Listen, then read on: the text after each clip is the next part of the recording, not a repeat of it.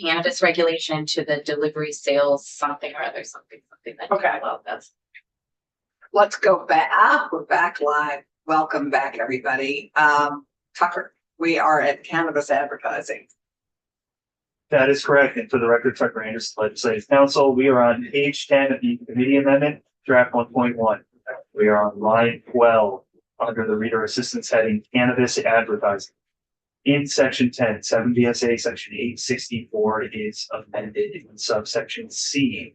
Under current law, cannabis establishments are prohibited from advertising their products via any medium, unless the licensee can show that not more than 15% of the audience is reasonably expected to be under 21 years of age.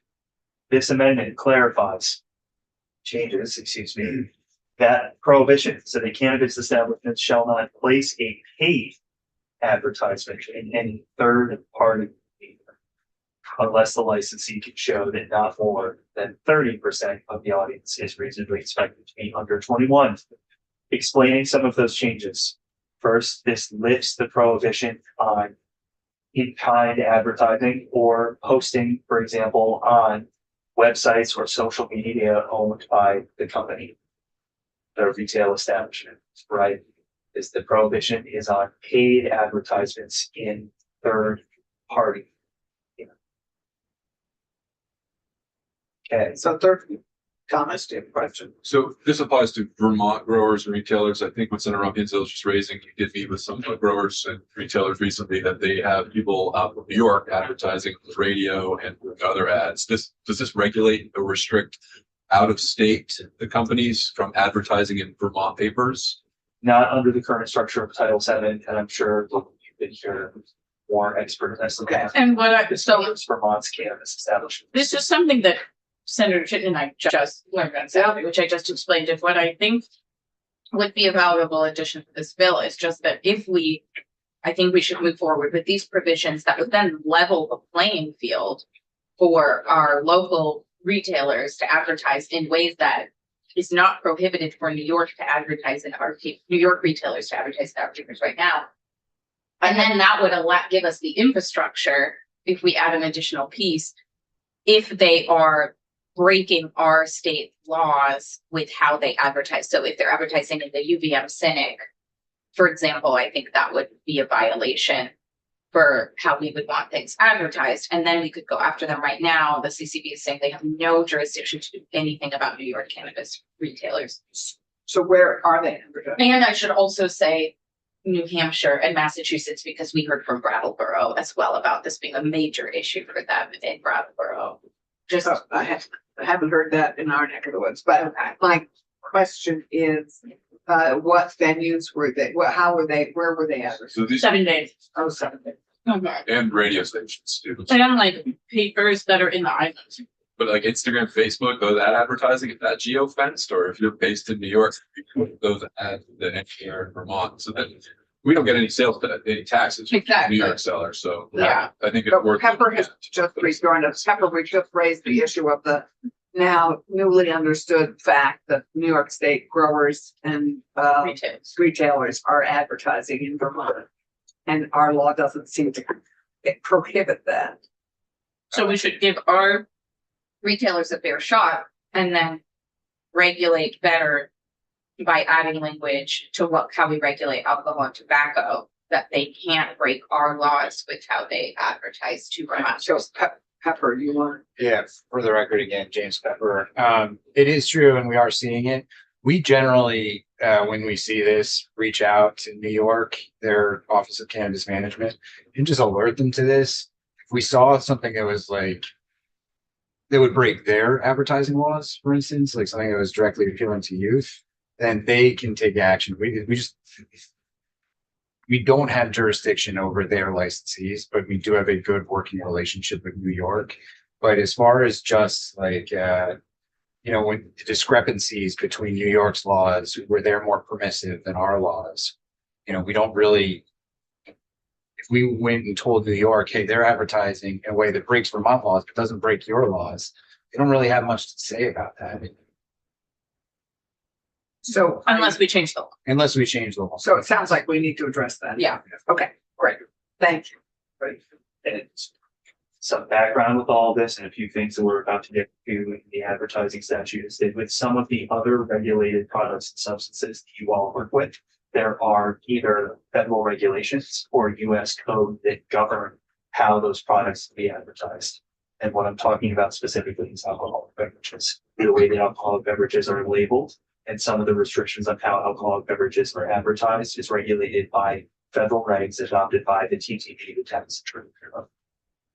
So one of the amendments that you will see in subsection C is that the threshold for what percentage of the audience is reasonably expected to be under 21 is raised from 15 to 30. And that's the requirement for alcoholic beverages under those rules. So this squares the cannabis statutes with alcoholic beverage regulations at the federal level. Subsection E on page 11. Under current law, all advertisements have to be submitted to the board for review. This repeals all of that language requiring pre-approval and replaces it with a requirement that does exist in state law as well as federal law for alcoholic beverages. So under state and federal law, alcoholic beverages cannot advertise their alcohol by volume content as an inducement into purchasing of the product. And we can't compare products. We have more alcohol by volume than, this and that. So the language that is added starting on line 9 for cannabis establishments. The cannabis establishment shall not state the THC content of any cannabis or cannabis product in any advertisement in any medium. A cannabis establishment shall not advertise or promote the sale of cannabis or cannabis products in any way that states or depicts that any product has a higher THC content than other similar cannabis or cannabis products. So no ads that say there is more milligrams of THC in this chocolate bar than our competitor. That's only relevant to Vermont sellers. Right. At the moment, yeah. At least under this current draft formula. So, And something to flag there as well is that there will be extra jurisdictional issues that could come up with trying to use long arm enforcement in other states in their regulated markets.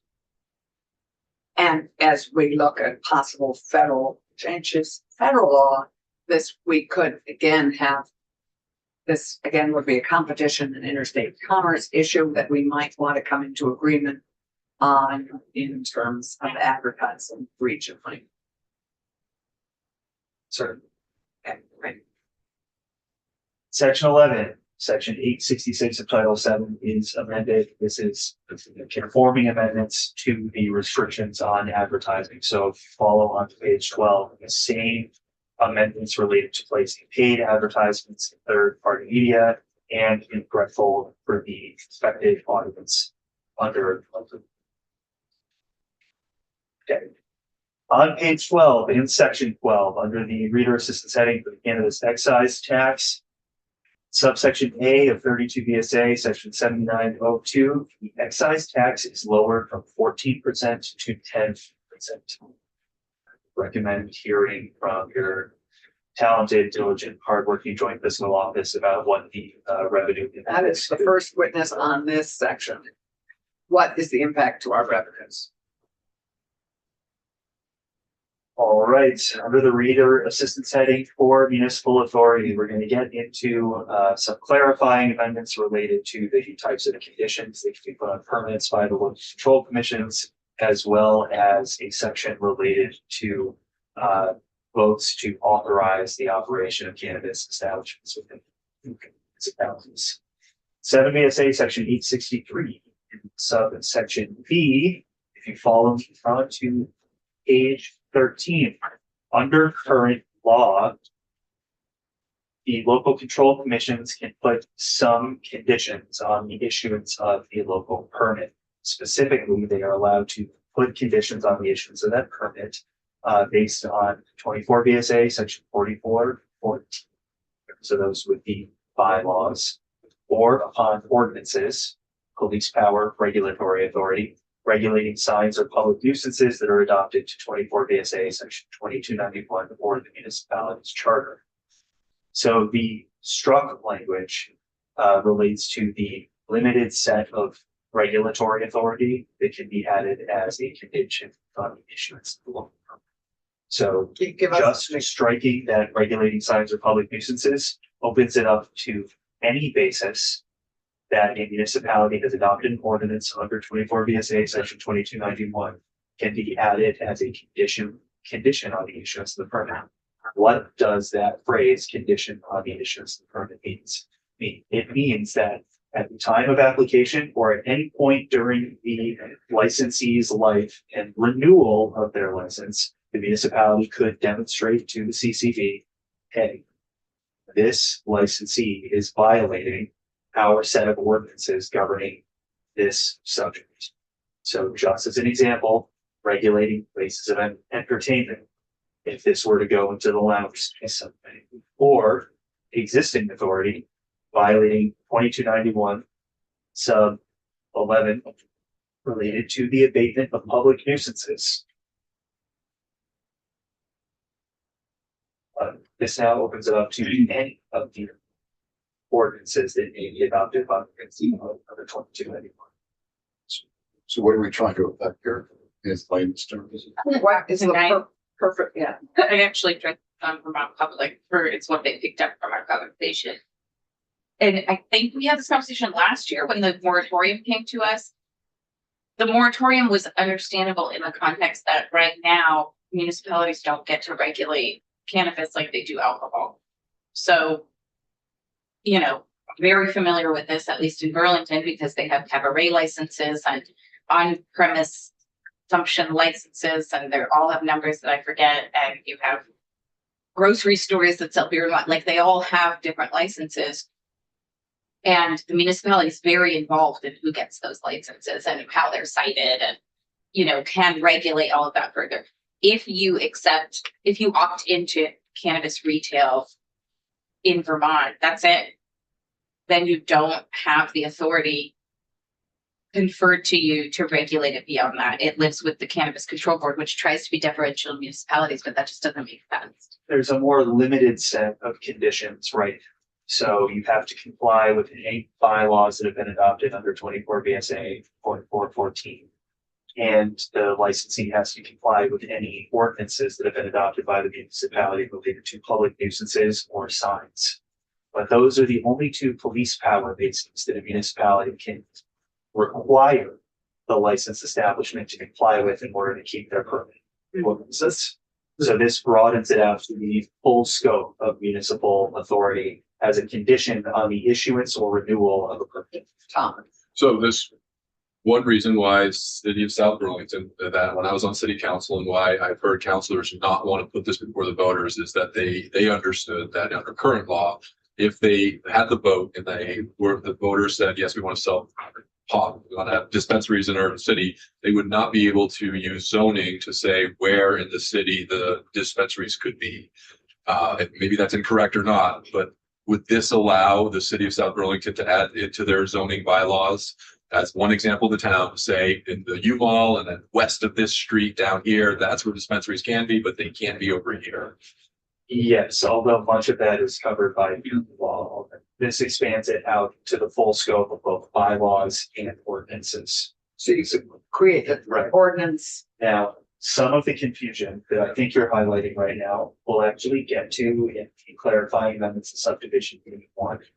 Because under current law, there is a prohibition on municipalities using their bylaws or their ordinances to effectively prohibit the operation of a cannabis establishment. And some history behind this is that you have a local opt-in vote. The voters vote to approve the existence of these cannabis establishments within the municipality. And the General Assembly at the time had extensive discussions about, well, what happens if the voters approve it? And then the legislative body of that municipality adopts an ordinance saying that those cannabis establishments are prohibited.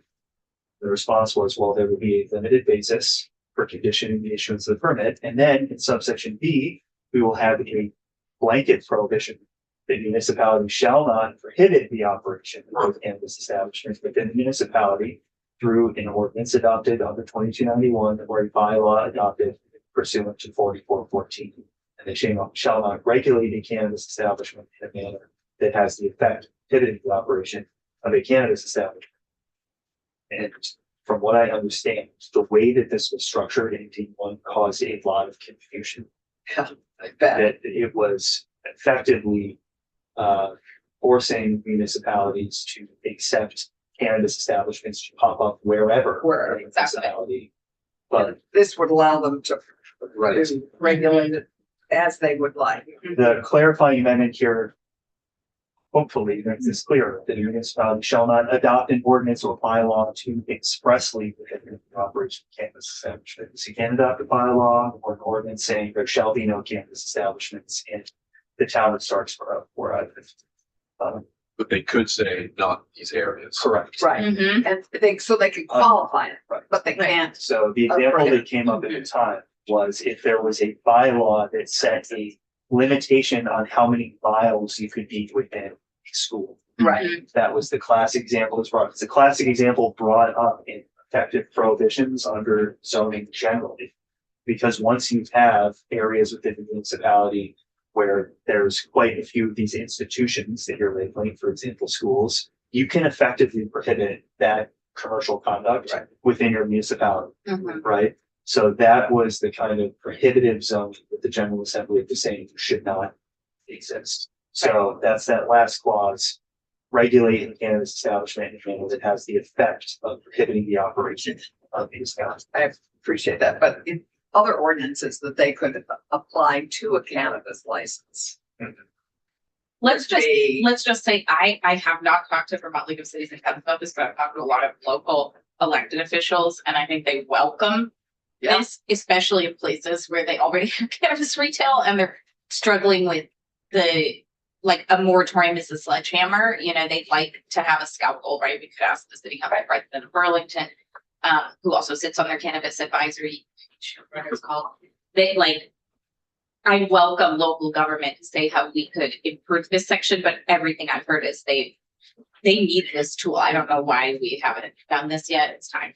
Okay. Right. One more thing on this. So I appreciate the intent that I'm hearing, but I don't see this language as clarifying as crystally as possible that this would allow them to do that. So if there was a belt and suspenders approach, making clear that the effect would ban it across the entire city is what you can't do, but still make it clear that they can restrict the sort of location. We want to do that, but we've been careful about how we said that about shelters and like it is a constant fight to just make sure. I just don't see the clarity. Sure. Yeah. So, Yes, Dave. to Senator Chinden's point, actually using double negatives, so it's kind of confusing. I'm wondering why it just doesn't say a municipality may, and then paragraph 1, adopt an ordinance, et cetera, allowing the operation of. Yeah. Why does that have to be so reasonable? I agree. It's 2 cents. I like the intent, but I'm not seeing the clarity in this Yeah, language. make it clear and drop the double negative.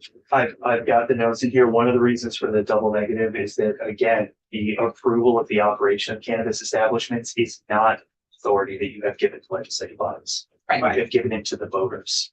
Right. So this is intended to restrain Mhm. a legislative body from overruling the vote of the municipality Right. and effectively prohibiting the operation of these establishments once the voters have given thumbs up. Right. We did this to ourselves with the patchwork. Approach. Well, with the, McDonald ban, you know. Okay, let's keep going. On that subject, Just slightly more than halfway through. We would love to get through this. we'll have some sections at the end where we will burn through pages. Okay. Okay, section 14 has a new section 863A. This is going to compel municipal votes concerning the operation of cannabis establishments. Subsection A, 2026 general election is when this is proposed for. City, towns, and incorporated villages, those are the only municipalities we're dealing with here, the big three. That as of July 1st, 2026, have not voted on the question of whether to affirmatively permit the operation of cannabis establishments shall vote on the article contained in this section. So the a city, town, or incorporated village shall vote on the article by Australian ballot. So background context, section 863 contains all of the procedures for the opt-in vote. This is compelling at the general election in 2026. Any municipality that has not held an opt-in vote yet to hold it on that date. So if you want to get into wordsmithing, I would just say on line 10 and 11, and if you want to make this even crystal clear to that previous point, I would add shall licensed cannabis retailers be authorized to operate in the municipality within the confines of designated ordinances or zoning as defined by the city, or something to that extent, if that makes sense. Because the fear is that they don't want it everywhere throughout the municipality, and this is so vague that I could see many people being opposed to this just because they don't want quite literally pot stores everywhere. Right, That's the reason. right. David, Yeah, so I'm curious, being that we already are talking about a saturation problem, why are we forcing this vote? I mean, this is not to talk about. well, part of the reason is a little bit of a catch-22. We have the saturation problem because so few towns have opted in. Exactly. So I think the objective of this section is to really force the hand of towns that haven't chosen to opt in. So Senator Weeks' point, I live in South Burlington, as many know, and we do not allow it. Burlington does. So Burlington has like 17. I don't know a ton of them. There's just none in South Burlington. So many of the arguments are that it would desaturate the market. And there are spaces in South Burlington where it makes sense, but this would force, but I could take your point. But it isn't the point that they haven't voted or the municipality hasn't put it on the ballot. That's in itself an effort. It's a perspective. Why can't we respect that? Why do we have to force a vote for every town? I'm not arguing for that. I just want to tell you why. The municipality is able to make their own decision. If their decision is not to have a vote in the first place, that's a decision. This was a huge debate and reopening So it. we're the So village. Yeah.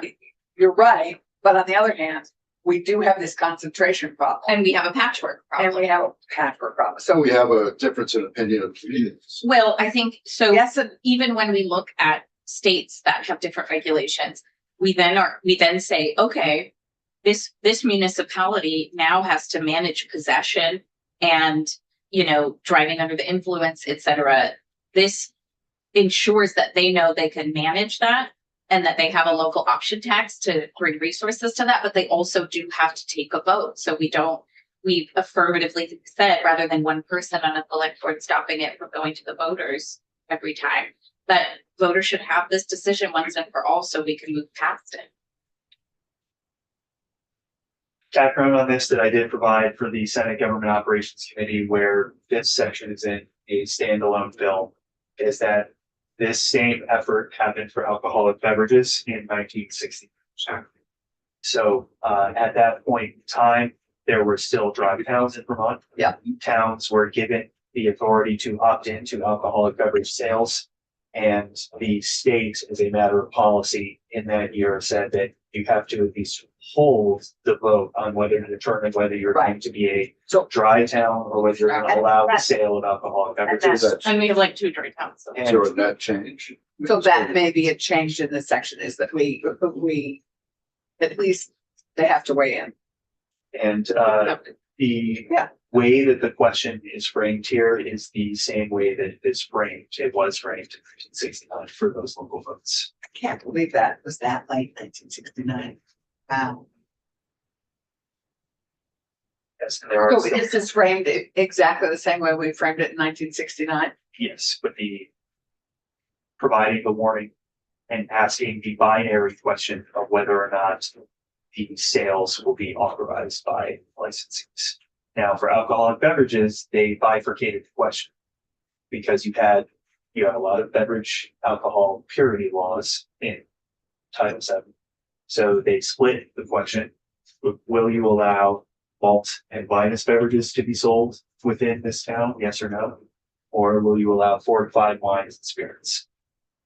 So there, in addition to the dry towns, you also have towns that in the past voted to allow malt and vinous beverages, but not spirits.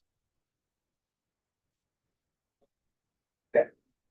Sub C, a vote to permit the operation of a cannabis retailer shall take effect 6 months after the date of the vote and may be rescinded at any time. 6-month delay is approved. Should Give them time to, adopt ordinances and Yeah. bylaws. Yep. All right, section 15, we have some updates to the fees. So 7 BSA section 846 is proposed for amendment here in sub C. This is the timing of the distribution of fee shares to municipalities. After reduction for cost of administration and collection, the board shall pay local license fees on an annual basis to the municipality instead of a quarterly basis.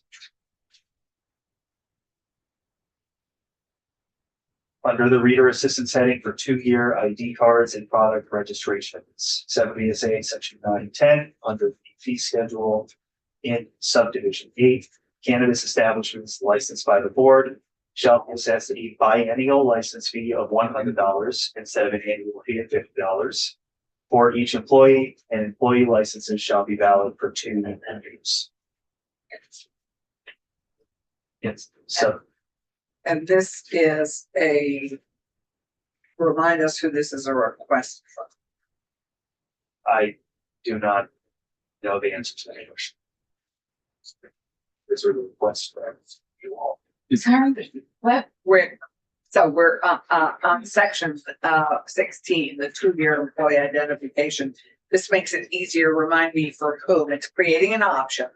It will cost, and as I recall, we have 1,100 employees in the cannabis world, 5,000 products.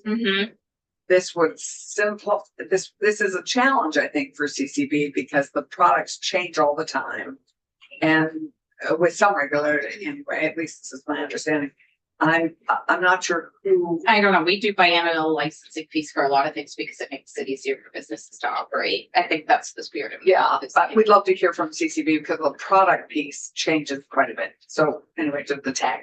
Well, and let's also still try to be consistent about Yeah. what we're asking businesses to do on products, because there's, like, we've seen this with any industry, but labeling changes and our whim about, it requires a lot of expense and time for people to manage that. So, Right.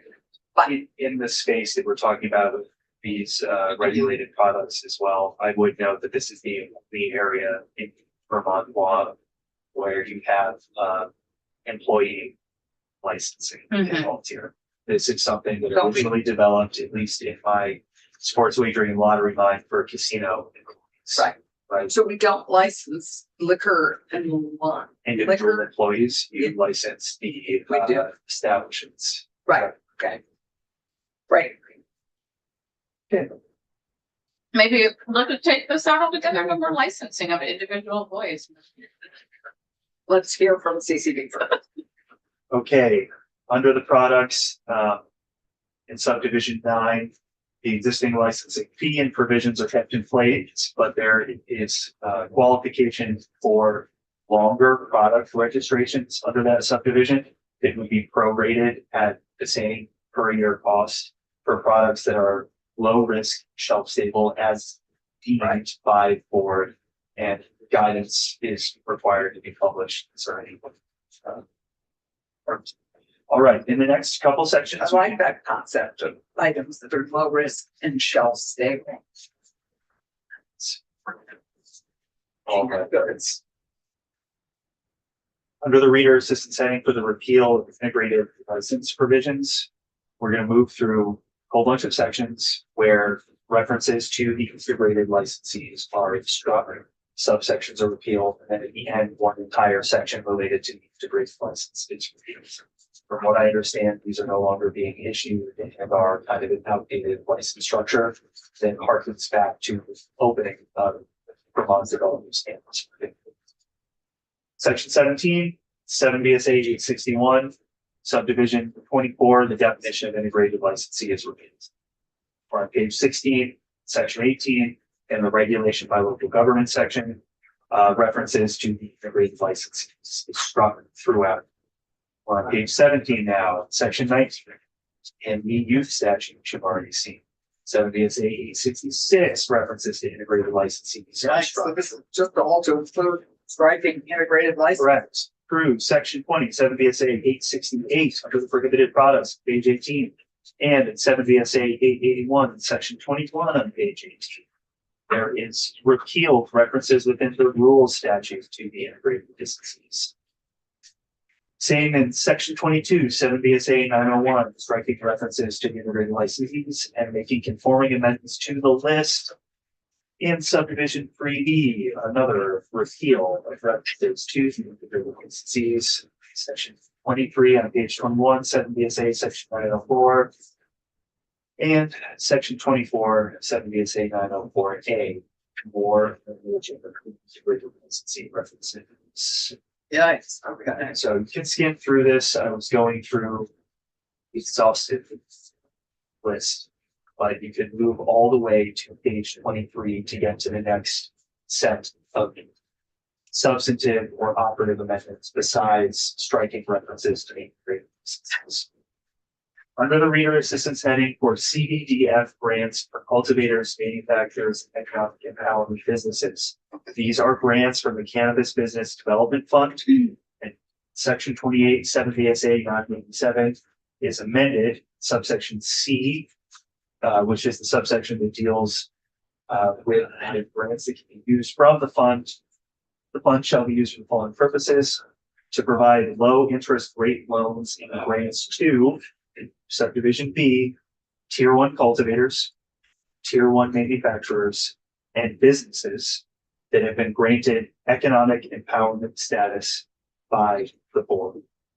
Now, the board has adopted the standard for what an economic empowerment business is, so I will not provide any testimony on what the basis for determining which one of these tier 1 licensing businesses will qualify for your empowerment status. But this expands the use of included funds. In section 29, sub A, we have some appropriations. In FY 27, $1 million is transferred from the general fund to the Cannabis Business Development Fund, and that will back up the expansion of those grants.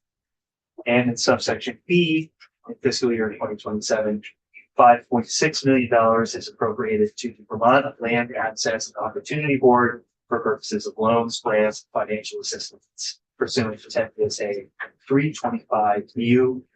I did note, at least in the last draft of the budget that I looked at, that there was an appropriation to the LAOB for grants under this 10 VSA 325U within grant programs that are supported by it.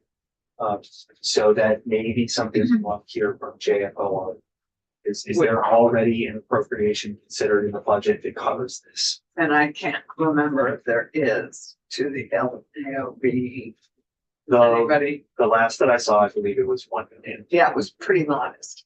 Yeah, they'd love to come in. I don't know if I specifically asked for them to be a biggest. And they probably need more time. I mean, Okay, Within the repeals section, you have a repeal of an integrated license statute that's in conformance with all the other cleanup. You have the repeal of cannabis establishment, the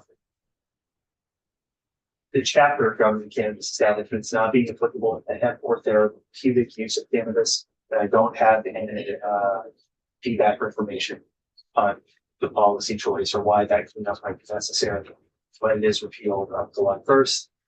And then you have the prospective repeal of those 2 permits under the pilot program scheduled for July 1st, 2028.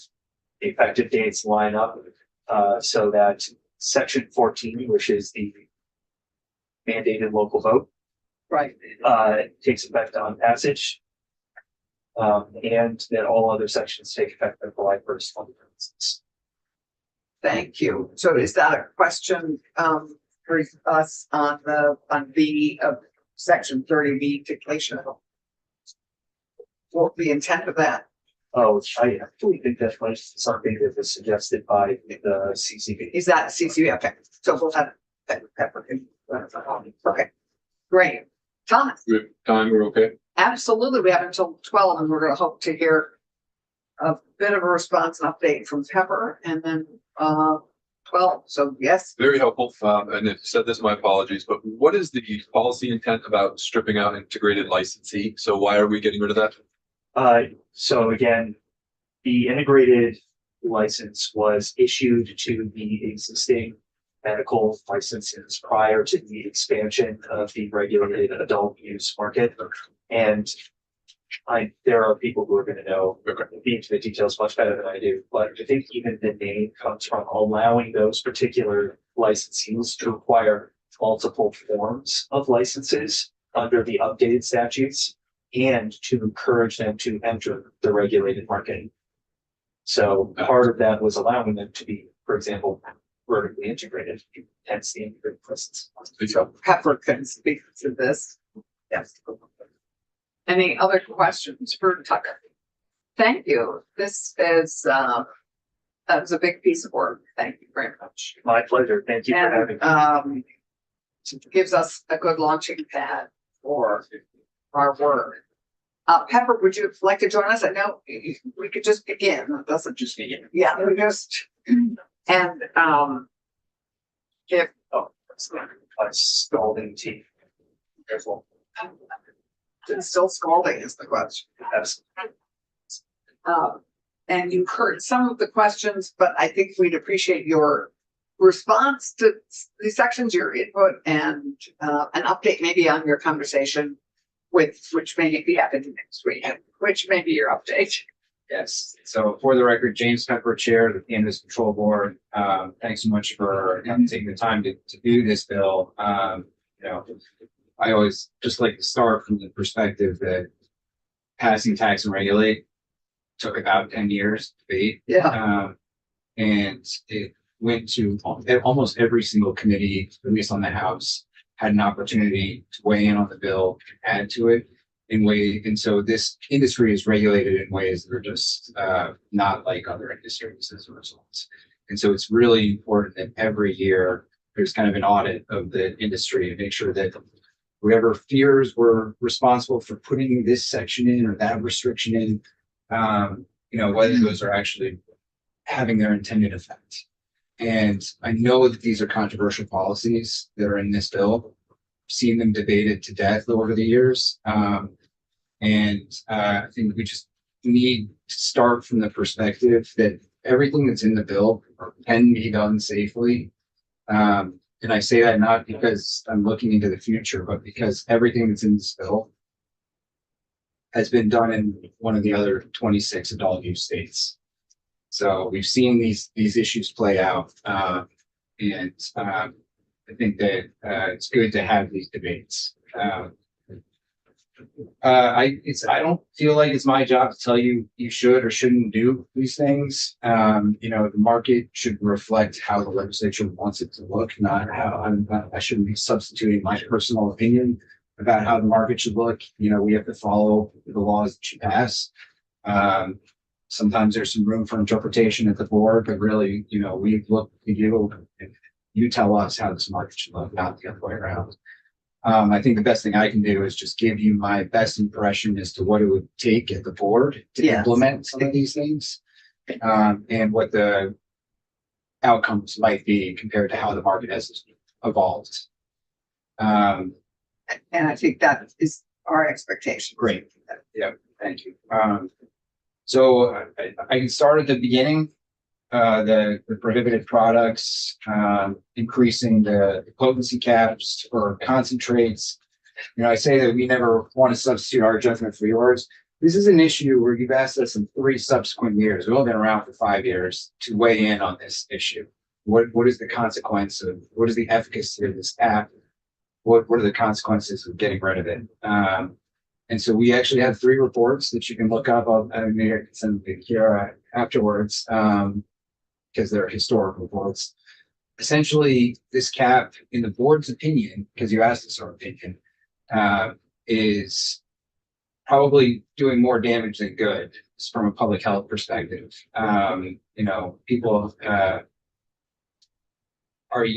concentrating cannabis to 99%, and then in order to achieve the 60%, they're putting other stuff into it. They're diluting it with things.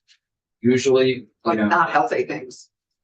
I mean, we have restrictions on what you can put into products. There's very little understanding about what the effect of, I mean, mostly they're putting in like things like terpenes, other parts of the cannabis plant to dilute it back down. But there's no, like, these are unnatural levels of terpenes. You know, they're not naturally occurring in the cannabis plant. So we don't know the public health effect of this. Of what? Of the. Of the fillers, of the- Yeah, Yeah. diluting. Okay, I mean, I feel like you're making it sound a little bit like all of this is nefarious. They're just trying to respond to the cap, but really, Well, I what, don't think, No, it's not nefarious. It's You- people, yeah. to me, I mean, I think the bigger point here is that, like, people go seeking a certain amount of THC, and we're not really helping them make their best consumer choices with the dilution. That's right. And, you know, I mentioned another report that we just got that just says, you know, this isn't a market like alcohol, where there's a robust black market operating alongside it. Like cannabis, if you want a 90% potency concentrate, it's widely available. You can go on Instagram, find it. It can get delivered to your door, unregulated, of course. And, you know, we're just creating an exclusivity lane for those alternative markets by keeping certain products prohibited on the adult use So- side. I will then follow up on that, which is if naturally occurring THC level is 90% roughly, why don't we just take it to 90%? There's various extraction methods, so I just don't want to confuse people. I like that idea. But we have said that the cap is not, getting rid of the cap is probably in the best, well, it's the board's opinion after having a lot of public meetings. Because about this. these reports that we have that Yes. says getting rid of the cap, It's probably for the best. Mhm. yeah, tons. Could you reflect on how we compare to our neighbors?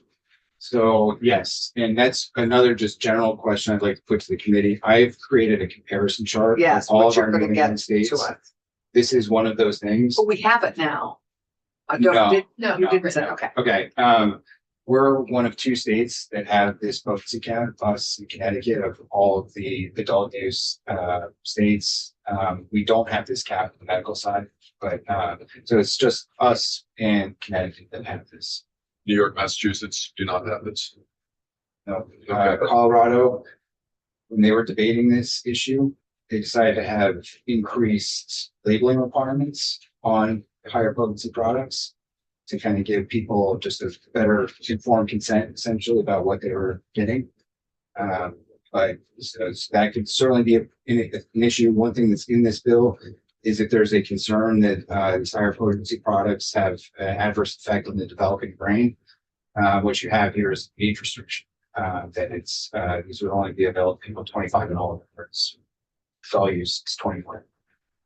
So So it's, what I'm hearing is that we might want to consider actually lifting the cap and figuring out what we do with that market from 21 to 25. and Is that, part of our report is also about the economic I mean, the economic, the revenue, the foregone revenue on this. It's hard to say, it's hard to measure how many people are on the black, staying on the illicit market. Well, illicit or other. Or other right, states. So this, the equivalent conversation we've had for years is how many Vermont license plates you would see in a New Hampshire liquor center, which they are having the same conversation about liberalizing cannabis retail and having it co-located with their liquor retail outlets. So that's a whole nother thing. But when we have that conversation, it's often about like the Costco mentality. I'm going to do my one trip over there, or I'm going to stop when I'm traveling to Boston, and I'm going to load up on things because it's cheaper and easier to do and actually legally possible. And it doesn't necessarily mean I'm going to binge drink. It just means I'm going to have my stocked liquor cabinet, right? So the retailers, I think, would like to, when they speak next week, are just going to say what this encourages people to do is go to other states and get different products and bring them back home because they live in places that are very far from cannabis retailers. And this is a consumer option that they're making, like you would Costco, even though you're not going to eat 20,000 things. However, at once. our craft growers, I mean, however, we have an advantage if it has to be shelf, if it's that I don't know what shelf stable and what isn't, but maybe shelf stable is an advantage here, because if it isn't shelf stable for a long time, they're not gonna buy in bulk elsewhere. They're gonna buy regularly. Do I have this spreader? Oh, Jeffrey, everyone. Strong point. So that is an advantage, perhaps for our craft growers. So is that true?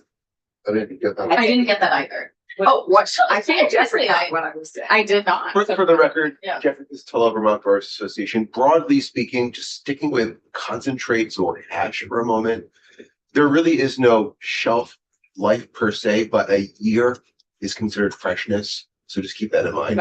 And then flour, even more sensitive. So if you're shipping something, you're going to lose that controlled environment. So that's an advantage, I believe, is what I was trying to Yes. say for our craft growers, because it is not shelf stable. But For it's- like Costco products that are like, Okay, but with, in relationship to this bill, the potency, I mean, if Dick Sears could speak now, like the potency cap has always been somehow associated with like getting higher faster.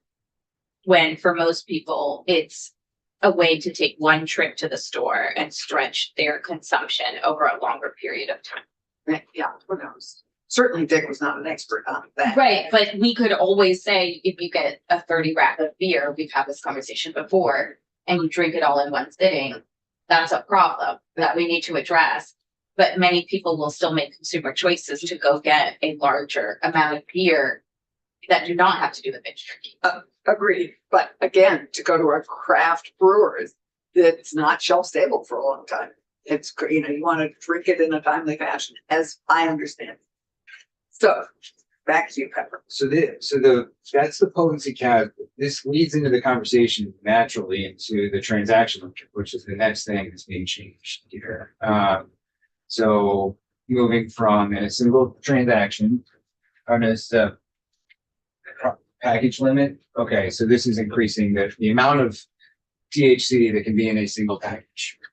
We're moving to past rulemaking, past, Section 3, line 21, I believe, if I'm not missing those. right, the 200 milligrams. 200 milligrams. So currently, a single package can contain 100 milligrams of THC.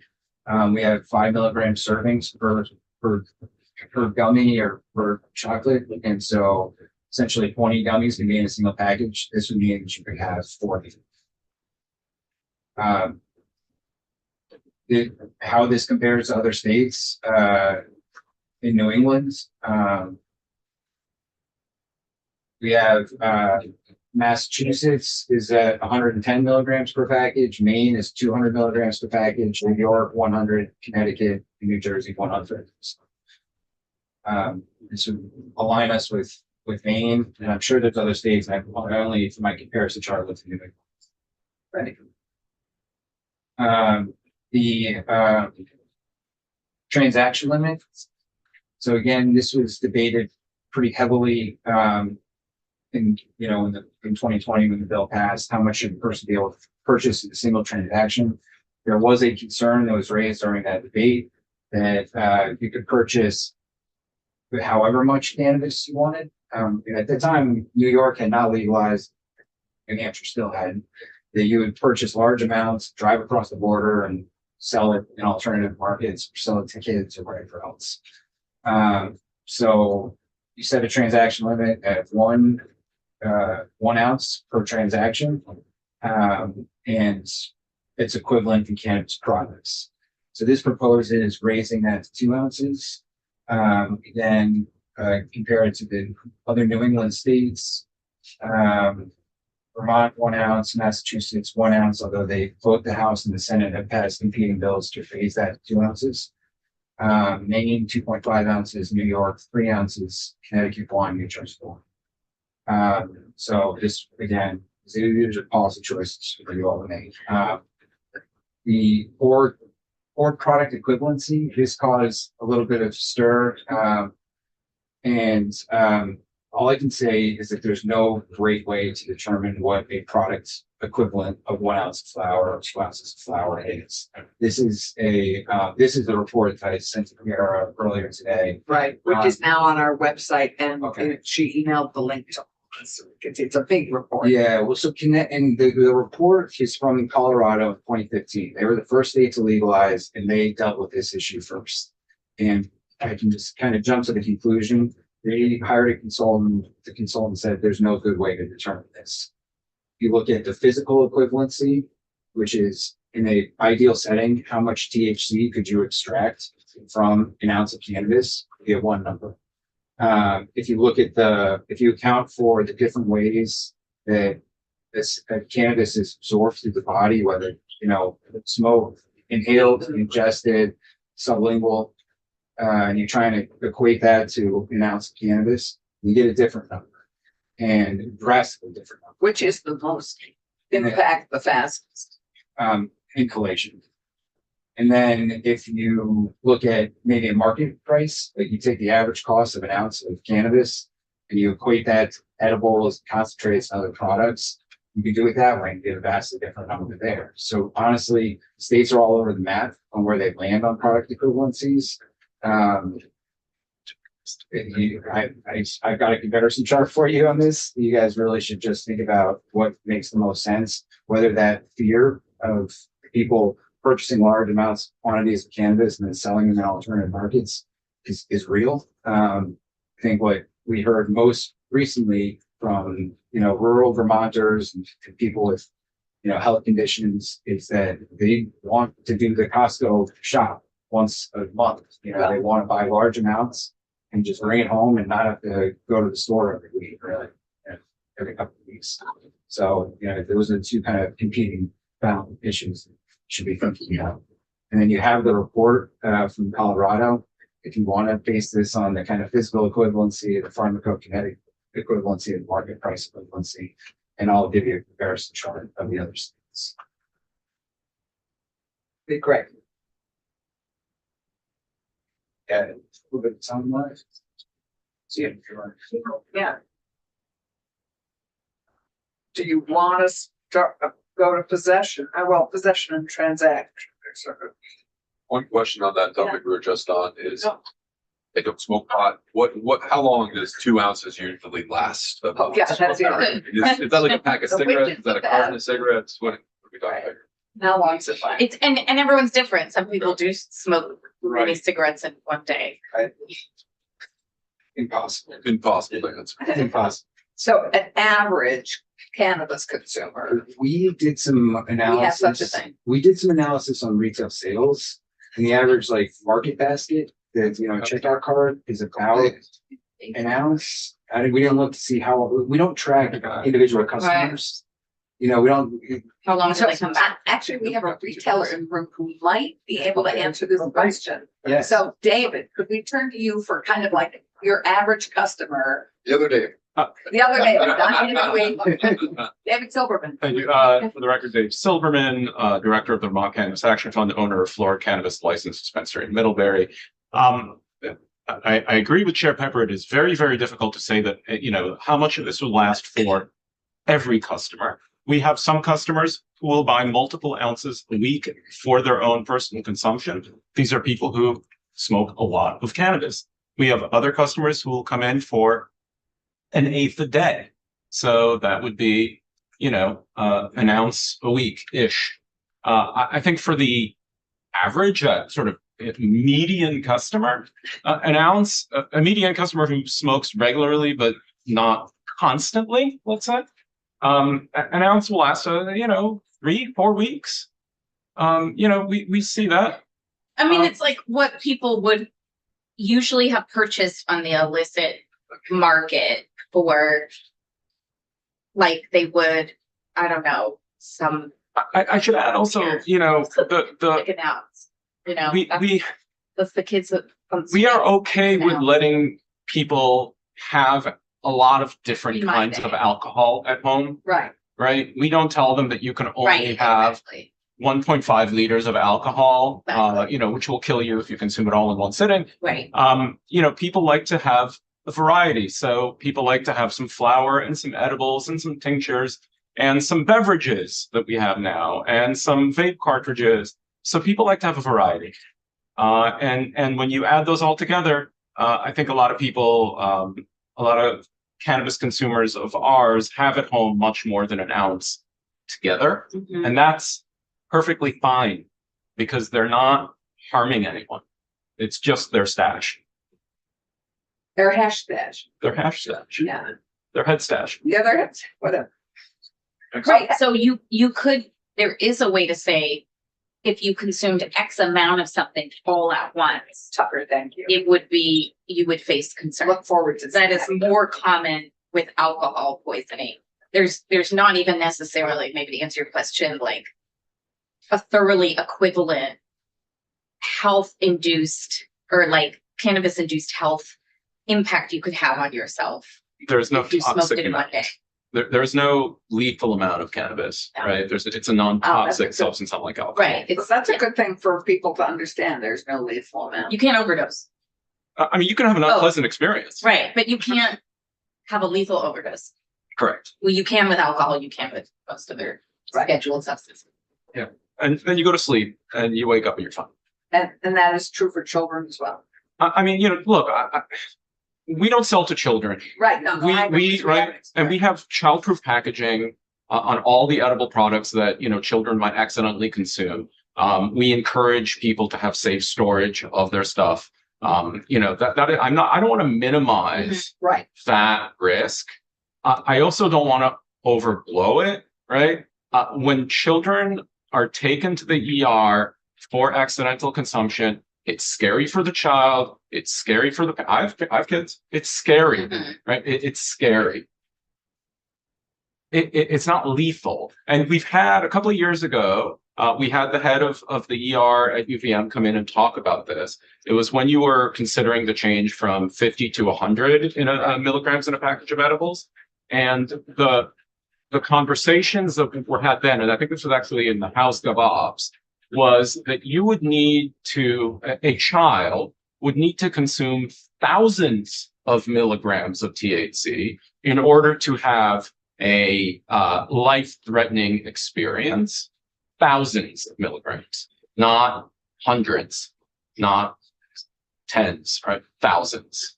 I'm more worried about batteries in my house. and we will hear witnesses who, I would just encourage you to bring actual doctors in. Right.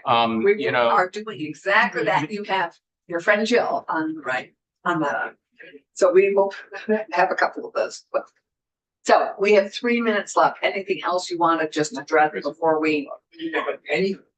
Because Move of to the the other, next topic. It's a wild kind of, detour. Right. It's a totally different issue. So it's probably best to just save it. But if there are things that I can provide the committee, other than the comparison chart, I've got potency serving package limits, transaction limits, I've got delivery, Advertising. advertising, that's on the chart you sent us, not yet, not yet. but Okay, but it's the one that on I'm the chart that developing PR for has put next up. time. Taxation rates, social consumption, advertising, local authority, and how some of the tax is reinvested into the campus. And this is for the 26 states that have legalized it. I could do all 26. No, that's okay. You've No. done regionally. This is all of New England. Great, Yes. perfect. So will you send that to us? As soon as it's done, I just haven't done Yeah. those last two, the local. Thank you, but thank you for doing it. Can you give us a quick update on your talk about our federal, how we try and prepare ourselves federally? Yes, so I've sent out the call that I want to talk about this. Has any state introduced this? And it's just the New England regulators that call it. I can do all 26 though. It's not, no, that's not a big deal. Has any state introduced legislation on this? What's the debate like? And what are your kind of thoughts about it? I sent that to the New England states. We have our regular meeting next Tuesday, Great. and so I will raise it there as I well. think I'd appreciate it just because I want us to be as prepared as we could possibly be and have identified triggers that would Right. bump, that would put pieces in place that would enable us to be protective and enabling all at the same time. Right, exactly. So I think that it matters, to all of us, right, to the industry. Sure. Okay, great. Would you like to hear from New Jersey or? I think depending on what their response is Okay, from this conversation, Okay, absolutely, great, all right. because they are both partners and competitors. Exactly. And so we want to, I think all of us probably want to protect, particularly New England and regionally, our craft. Great. Thank you. We're going to go offline. We're going to see you tomorrow. Tomorrow's Friday. I'm going to do Friday already.